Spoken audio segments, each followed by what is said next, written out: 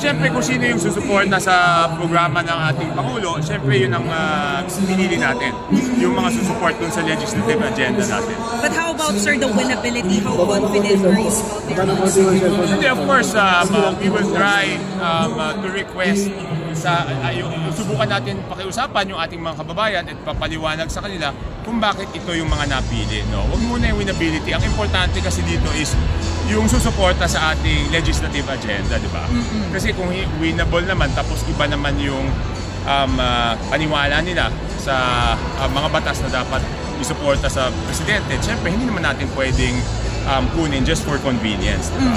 So ang mahalaga dito ay yung talagang susuporta. At naniniwala sila na yung plataforma ng Bagong Pilipinas, yan po ang magpapaunlad sa buhay ng bawat Pilipino. Sir, kayo na po yung official spokesperson for Hindi ako spokesperson. Campaign manager. Hindi, yung sabi nila campaign manager. Campaign manager. Sabi nila, ha? Oh, so yun ay ilalagay namin designation, sir. Sabi nila.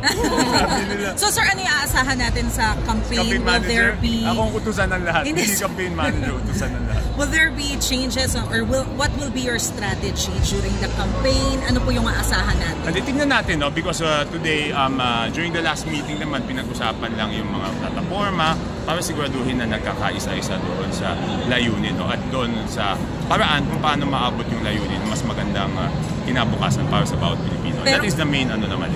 Ano po ang sabi ni Presidente? Sasama daw po ba siya sa mga kampanya? How often? Depends. Yun, we cannot expect. It will depend on his schedule, di ba? Siyempre, ang unang-una niya is yung governance. Ngayon, kung magkaroon ng libreng oras, doon lang siya makakasama.